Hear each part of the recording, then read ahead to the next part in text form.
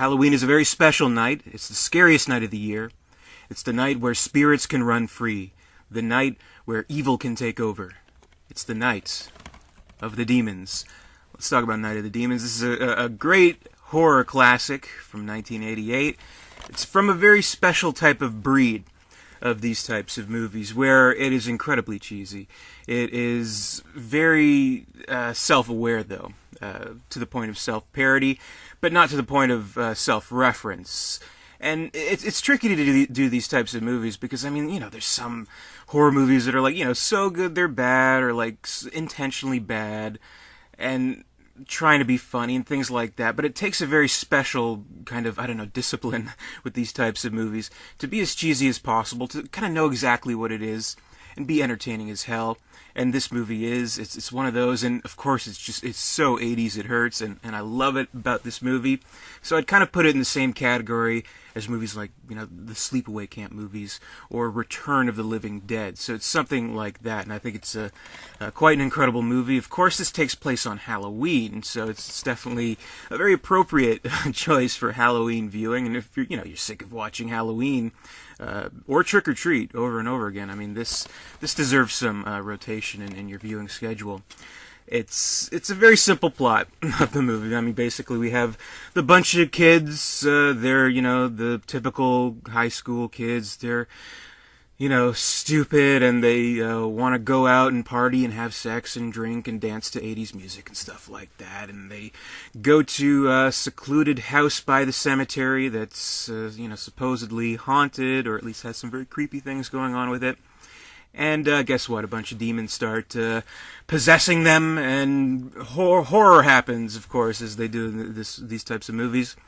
And that's pretty much it. I mean, same kind of principle as like something like Evil Dead, where like, demons are possessing the living, and they do, inhuman things and try to kill everyone and stuff like that. So it's that kind of flick, basically. And we have like the typical kids. I mean, these are really your stock kind of stereotype characters that they use fairly well. We have the kind of the goody-goody girl, we have the slutty girl, we have the weird girl, we have the stupid fat guy, we have the Italian stereotype guy, and we have the black guy who's probably going to be first to die, because that's what happens in these movies. But this movie, it may have a few surprises, actually, and it may go against these stereotypes just a little bit. Like, I mean, it knows its bread and butter. It knows it kind of has to stay true to certain tropes of these types of things. But I think there's just enough kind of surprises along the way that make it worthwhile and make it a little bit unpredictable, at least more than the average type of movie like this. So there's some twists and turns along the way, and I don't know, I do like the characters. The Italian character probably is Sal the Italian wop. He's my favorite. He's the complete stereotype. He's at the door at the beginning with the girl's little brother, and he's like trying to throw a punch at him, like, "Hey, who do you think you are, Rocky Balboa or something?" Just a complete stereotype. Probably has my favorite line too, where, and this guy, I mean, we kind of think that he's the jerk douchebag of the movie, so they kind of switch that up a little bit, where he actually does become sort of a reasonable character who very quickly realizes weird shit's going down in this house, and he doesn't want any part of it. So, one of the demon girls, Linnea Quigley, actually, she's in the film, she's possessed. She's like, "Come here, stay with us, you're home now." And he's like, "I got a home, a nice home, with plastic covering the furniture." It's like the most stereotypically Italian thing ever. I don't know, but it's fun like that. And there's good lines here and there. Another one is like the girl takes out the strobe light. She's like, "I found this in my mom's closet. She used to be an acid head."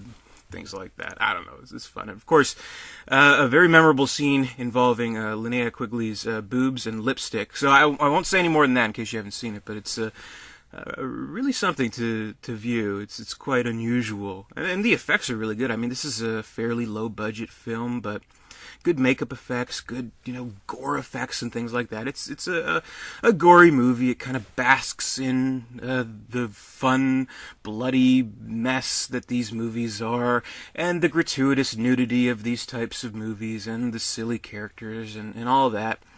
And I think it's well written for what it is. And there's actually a really kind of good sort of side story that works as like a bookends as the film involving this grumpy old man on Halloween. So I thought that was good too. So you can take a lot out of it, even like a sort of like an Alice in Wonderland parable, sort of like where the main character, the girl, she is dressed like Alice from Alice in Wonderland. So you're kind of wondering, well, is this a connection somehow? At least it does it better than, I don't know, Resident Evil or something like that.